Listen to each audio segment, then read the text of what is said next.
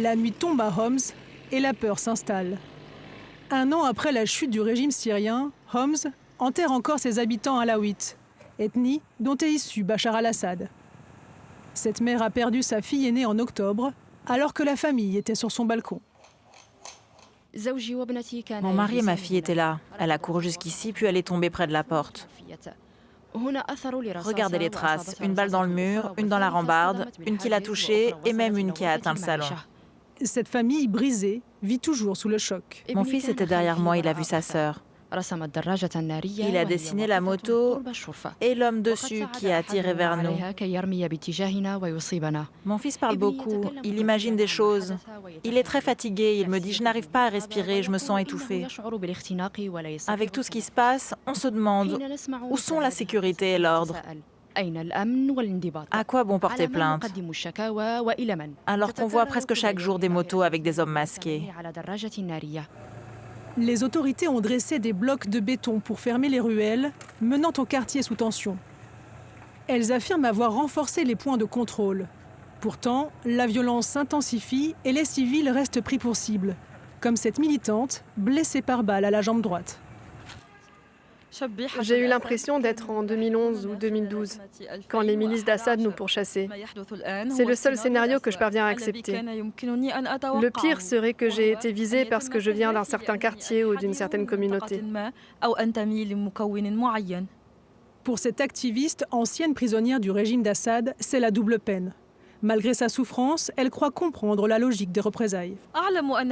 Je sais que la douleur est immense et que beaucoup attendent des autorités qu'elles fassent valoir leurs droits et relancent le dossier de la justice, mais cela n'a pas eu lieu. Honnêtement, je ne peux pas les blâmer. Homs, berceau de la révolution syrienne, a connu des combats meurtriers pendant la guerre. Les ruines témoignent de la violence et des bombardements. Des plaies encore béantes qui alimentent le désir de vengeance. Pour tenter de retisser les liens entre habitants, des militants associatifs organisent des ateliers sur la justice transitionnelle. Chaque jour, on entend parler d'un ou plusieurs crimes, souvent des règlements de compte, sans intervention de l'État. Si les principes de la justice transitionnelle ne sont pas appliqués, la société ira à la dérive. Le bourreau et la victime ne peuvent pas vivre côte à côte. Les gens ont perdu leurs biens et leurs proches les plus chers. Comment les dédommager? C'est en leur rendant un peu de dignité qu'on pourra espérer vivre en paix dans ce pays.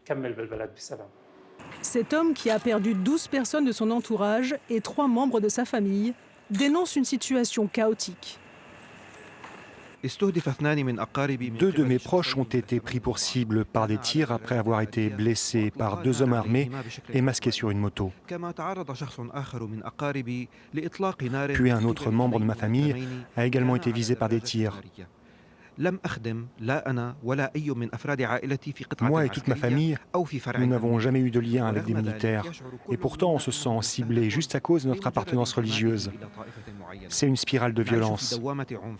Si on ne met pas de limite, c'est comme une boule de neige qui grossit et finit par emporter tout le pays.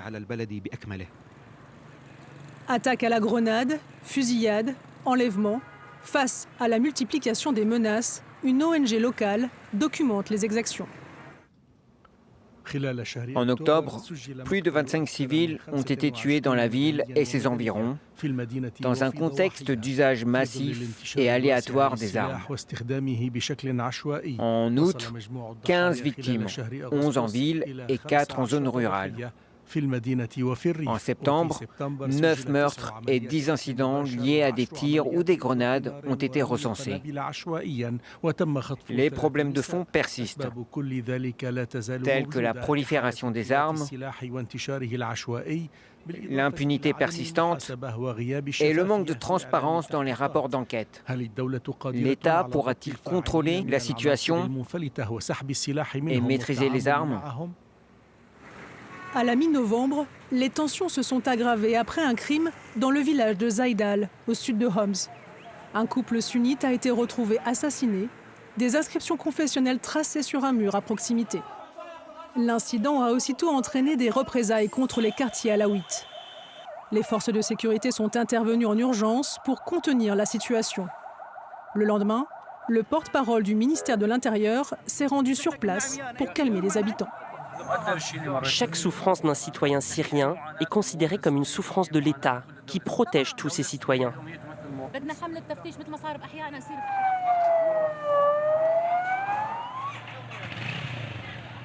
Dans les rues encore dévastées, les autorités installent lampadaires et caméras de surveillance pour rassurer les riverains. Les initiatives locales tentent, elles, de cicatriser les plaies, comme ici dans ce couvent jésuite, ouvert à toutes les confessions pendant la Révolution. Il existe des contradictions sociales à Homs, et ce projet n'est pas une solution en soi, mais plutôt une tentative de créer une base de confiance entre les différentes communautés. Chaque semaine, des matchs de foot réunissent les fans de sport des différents quartiers. Nous savons que les habitants de Homs sont passionnés par le football. Cette initiative pourrait être plus importante que n'importe quelle intervention officielle. Elle rassemble les gens autour de la même équipe. Homs, ville multiconfessionnelle au cœur de la Syrie, est devenue une ville test pour la réussite du vivre ensemble.